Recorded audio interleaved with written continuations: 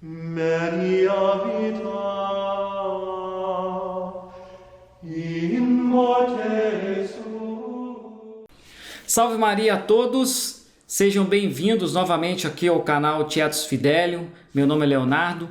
No vídeo passado nós conversamos um pouco e refletimos sobre um assunto um pouco polêmico, como eu disse, e ao mesmo tempo em forma de ataque, que é a questão da idolatria, um ataque voltado aí aos cristãos católicos, à Igreja Católica. Você que não assistiu, te convido a assistir, vai aparecer o link aí em cima agora para você clicar e assistir este vídeo também, além desse que vamos iniciar hoje.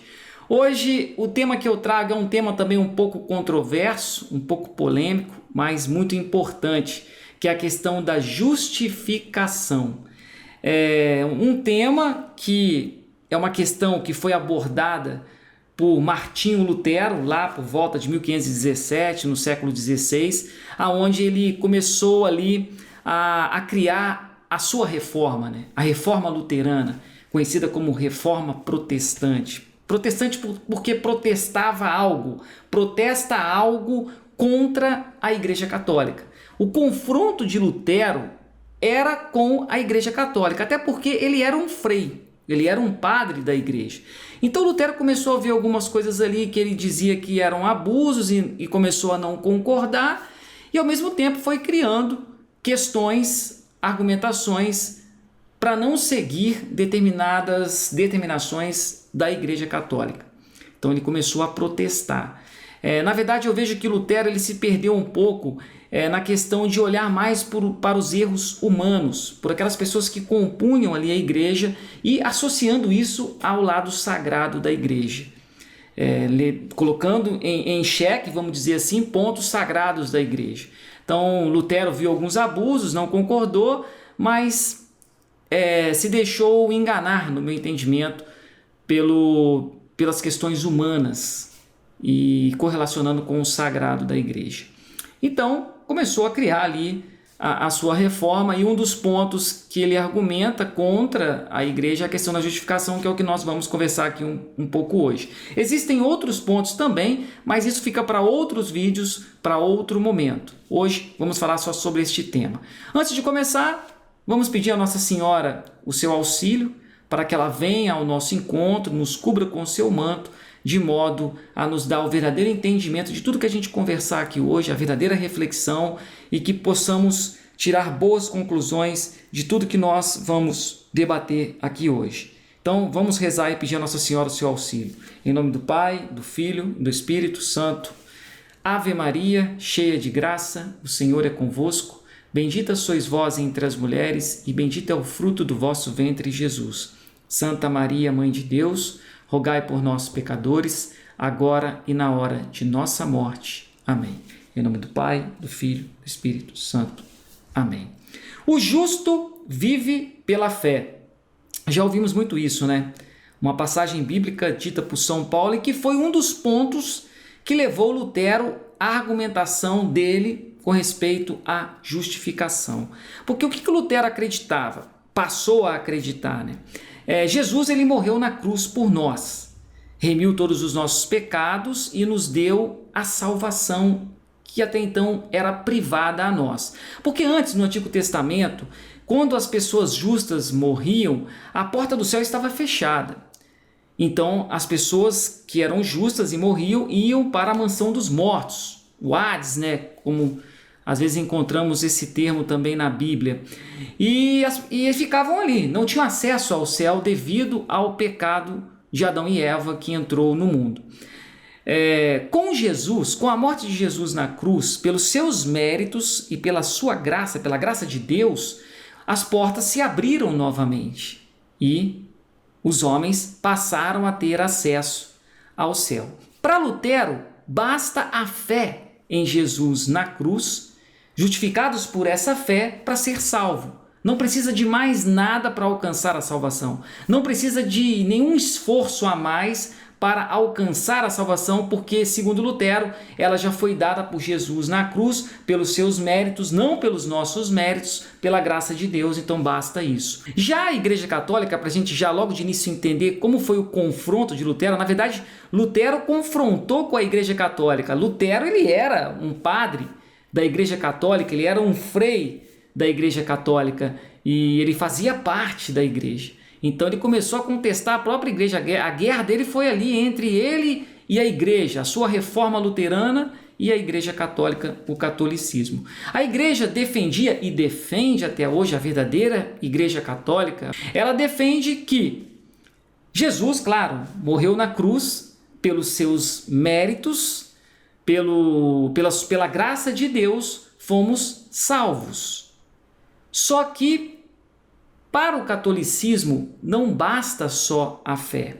Os frutos desta justificação pela fé em Jesus, que são as obras operadas pela caridade,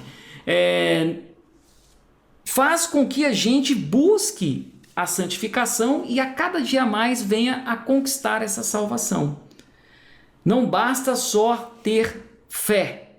É preciso também, pelas obras que são frutos dessa fé, buscar uma vida de santidade, crescer em santidade para aí sim alcançar a salvação. Não pelos nossos méritos, como muitos dizem, né? Não pelos méritos dos católicos. Os católicos não se dizem merecedores e nem podemos dizer assim. É pelos méritos de Cristo, pela graça de Deus, que vamos operando boas obras, crescendo na fé e com isso a cada dia conquistando a salvação. Bem contrário do que Lutero dizia, que basta a fé somente, nenhum esforço a mais para ser salvo. Para Lutero, é como se fosse, de forma bem bruta mesmo, a salvação imputada nos homens, aonde ele não precisa fazer mais nada, já está salvo pela fé. E tem alguns escritos aqui que vai ir ao encontro do que fez Lutero pensar dessa forma, né? Vamos pegar aqui, Romanos capítulo 3, versículo de 26 a 28. Assim digo eu, ele manifesta a sua justiça no tempo presente, exercendo a justiça e justificando aquele que tem fé em Jesus. Onde está, portanto, o motivo de se gloriar? Foi eliminado. Por qual lei? Pela das obras? Não, mas pela lei da fé. Porque julgamos que o homem é justificado pela fé, sem as observâncias da lei. Um outro ponto também que a gente pode pegar aqui nas Sagradas Escrituras é Romanos capítulo 11, versículo 6.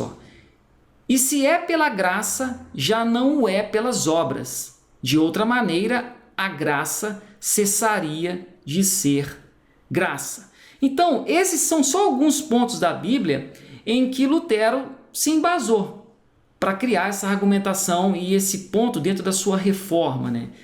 Que é a questão de somente a fé basta. Só que, no vídeo anterior, eu falei que as Sagradas Escrituras a gente tem que olhar o contexto e não só pegar versículos que nos agradam ali para embasar aquilo que a gente quer defender. Então a gente tem que olhar o contexto e ver o que realmente a Bíblia nos ensina. O que a Bíblia nos traz de ensinamento. Se a gente pegar aqui uma outra passagem bíblica, que é São Tiago, capítulo 2, versículos de 17 a 26, diz assim, assim também a fé, se não tiver obras, é morta em si mesma. Crês que há um só Deus? Fazes bem. Também os demônios creem e tremem. Queres ver o homem vão, como a fé sem obras é estéril? Abraão, nosso pai, não foi justificado pelas obras, oferecendo o seu filho Isaque sobre o altar? Vês como a fé cooperava com as suas obras e era completada por elas? Assim se cumpriu a Escritura que diz, Abraão creu em Deus e isto lhe foi tido em conta de justiça, e foi chamado amigo de Deus. Vedes como o homem é justificado pelas obras e não somente pela fé? Assim como o corpo sem a alma é morto, assim também a fé sem obras é morta. Tá vendo que interessante? São Tiago já fala diferente do que foi dito lá por Paulo. Então quer dizer que está entrando em contradição as Sagradas Escrituras? Assim como eu falei no vídeo anterior com relação à idolatria, também digo agora, claro que não. Vai mais ao encontro do que a Igreja Católica nos ensina, do que Lutero estava defendendo. Porque o que acontece? A Reforma Luterana, nesse ponto, Lutero, ele associa justificação com salvação. Já a Igreja Católica, ela associa a justificação pela fé como uma porta de entrada para o caminho da salvação, para o processo de santificação ao longo da nossa vida, para que a gente possa alcançar e conquistar essa salvação que nos foi dada por Jesus na cruz. Ela foi dada na cruz, mas a gente também tem que fazer por onde aqui na terra para que a gente possa não ser reprovado quando a gente vier a morrer e ir a julgamento diante de Deus.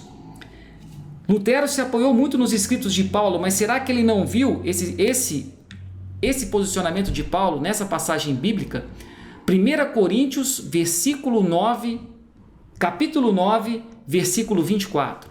Assim eu corro, mas não sem rumo certo. Dou golpes, mas não no ar. Ao contrário, castigo o meu corpo e o mantenho em servidão, de medo de vir eu mesmo a ser excluído depois de eu ter pregado aos outros. Olha que interessante. Paulo, ele está admitindo a possibilidade de ser excluído, de ser reprovado. Mas não é o mesmo Paulo que disse lá, como Lutero se apoiou, que o justo vive pela fé, que somente a fé nos salva? E agora Paulo está dizendo que pode ser reprovado. Mas aí é que está a grande questão, e eu vejo como o ensinamento da Igreja Católica é mais coerente com o contexto da Bíblia, com o contexto dos escritos sagrados que estão na Bíblia. É claro que Paulo não entrou em contradição, e nem a Bíblia está se contradizendo. Na verdade, a justificação pela fé na cruz é uma porta de entrada, como eu disse, para a salvação que havia sido fechada. Então a gente tem que fazer por onde, através dos efeitos dessa justificação pela fé, que são as obras operadas pela caridade. É a gente praticar essa fé na nossa vida, no dia a dia. Uma das formas de praticar é buscar os meios de salvação que o próprio Jesus deixou por meio da sua igreja para que a gente possa buscar fazer as obras. Uma delas é o batismo, é ser batizado, professar as promessas do nosso batismo e viver essas promessas na nossa vida. Porque está escrito em Marcos, capítulo 16, versículo 16, quem crer e for batizado será salvo, mas quem não crer será condenado. Se a gente não crer, já estamos condenados, porque não vamos ser justificados pela fé em Jesus, porque não estamos aceitando Jesus, então nós não entramos pela porta, então nós não podemos caminhar no caminho da salvação, rumo à salvação. Então a gente já está condenado até que a gente aceite Jesus, aceite a Cristo e seja justificado pela fé. E aí, busque o batismo. Porque quando a gente aceita a Jesus, no primeiro momento, a nossa vida muda. A sua vida muda da água para o vinho, vamos dizer assim, né? E você passa a rever mais a sua vida, a sua condição de pecador, e você vai buscando o quê? Fazer aquilo que Deus nos ordenou fazer. Sede santos como vosso Pai é santo, como eu sou santo. Então, Deus quer que a gente busque a santidade, que a gente seja perfeito como Ele é perfeito. É claro que não vamos chegar ao ponto de ser perfeito como Deus, mas temos que buscar a perfeição, porque é assim que Deus quer. E uma das formas é praticando as obras que são frutos da fé, as obras operadas pela caridade. Então é buscar o batismo, é se cair, né? Se deslizar, a gente buscar se reconciliar com Deus, porque como a Igreja Católica ensina, a gente pode se deslizar e perder a graça, e perder o acesso ao céu. Por isso que a salvação para a Igreja, ela não está garantida, porque é um processo. Eu posso me desviar no caminho e não conseguir alcançar essa salvação. Então a gente precisa a cada dia ir conquistando. E se deslizar, se reconciliar. Como que a gente pode se reconciliar? Pelos meios de salvação que Jesus deixou por meio da sua igreja, que é a penitência, o que Lutero contestou. Não precisamos confessar diante de um sacerdote, ele era sacerdote, né? Ele era um frei, para pedir o perdão de nossos pecados, para nos reconciliar com Deus. Basta a fé, é o que ele estava dizendo. Mas aí contraria também o que o contexto da Sagrada Escritura nos diz. Vamos pegar aqui, João capítulo 20, versículos de 22 a 23. Depois dessas palavras, soprou sobre eles, dizendo-lhes: recebei o Espírito Santo. Isso foi Jesus falando para os apóstolos, né? Aqueles a quem perdoardes os pecados, lhes serão perdoados. Aqueles a quem os retiverdes, lhes serão retidos. Jesus deu autoridade aos apóstolos de absolver e de não absolver pecados. Por qual motivo? E aí sim, a igreja entendeu que era necessário criar um meio ali de santificação por meio do que diz respeito ao sacramento da penitência. De nós buscarmos esses representantes de Cristo aqui na terra para obter a absolvição dos nossos pecados, como diz aqui em João. E também para cumprir um outro ponto muito importante de uma passagem bíblica que contraria o que Lutero pensava, que é São Mateus capítulo 16, versículos 18 a 19. E eu te declaro, isso é Jesus dizendo: tu és Pedro, e sobre esta pedra edificarei a minha igreja. As portas do inferno não prevalecerão contra ela. Eu te darei as chaves do reino dos céus. Tudo que ligares na terra será ligado nos céus, e tudo que desligares na terra será desligado nos céus. Olha, gente, como é profundo essa passagem bíblica. Jesus está dizendo, Deus está dizendo que deu a chave do reino dos céus a Pedro para ligar e desligar aqui na terra, para instituir e não instituir o que achar necessário para a condução do seu povo rumo à santificação, rumo ao céu, rumo à salvação. É claro que essa passagem também tem outros aprofundamentos de outros temas da própria reforma de Lutero que a gente pode também embasar, mas deixa isso para um outro vídeo, para um outro tema. O que a gente precisa para hoje é saber isso aí também, que Deus deu essa autoridade a Pedro. Pedro, ele foi o primeiro papa da Igreja Católica. Para os católicos, ele é considerado o primeiro papa. E Jesus havia dado essa autoridade a ele, de ligar e desligar, de instituir e não instituir. Então, o que a igreja nos ensina, como eu disse, é bom enfatizar, é que Jesus sim nos salvou, nos deu a salvação, mas não uma salvação como Lutero questionou, de que basta acreditar e pronto, já estou salvo. Não, a gente tem que conquistar essa salvação. Vocês lembram do povo quando saiu do Egito? O que Deus havia prometido ao povo?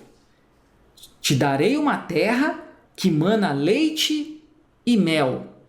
E aí o povo foi liberto, Moisés retirou ele do Egito, né? Toda aquela história que envolve as pragas e a libertação do povo de Deus da escravidão do Egito, e foram para o deserto rumo à terra prometida, a terra que mana leite e mel. Mas o interessante que aconteceu, vamos pegar o escrito sagrado aqui, a passagem bíblica, para a gente entender melhor.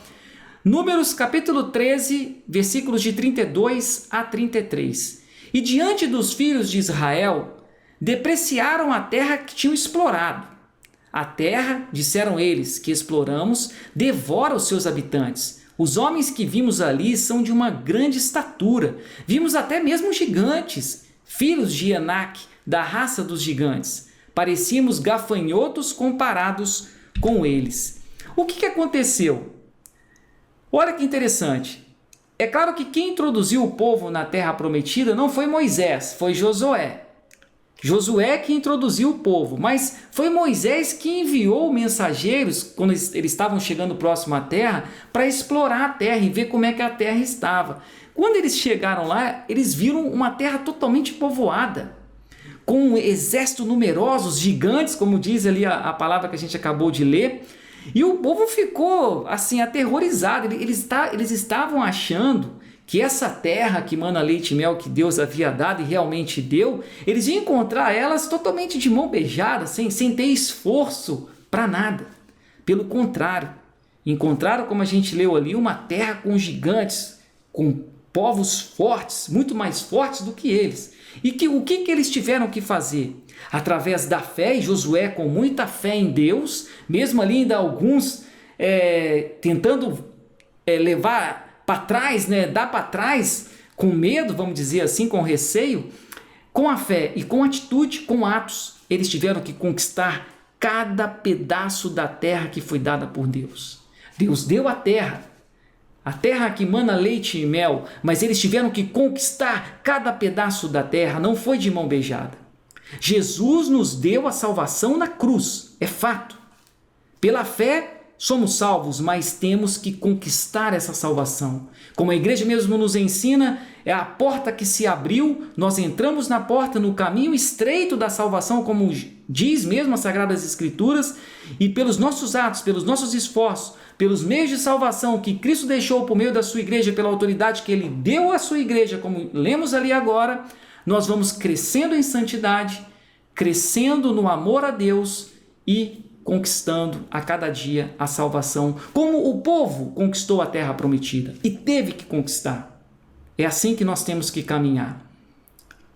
Porque disse também Jesus, em Mateus, capítulo 10, versículo 22, sereis odiados de todos por causa de meu nome, mas aquele que perseverar até o fim será salvo. É a perseverança que salva, é caminhar a cada dia mais buscando a graça de Deus, buscando viver a vontade de Deus, é que vai nos levar à salvação.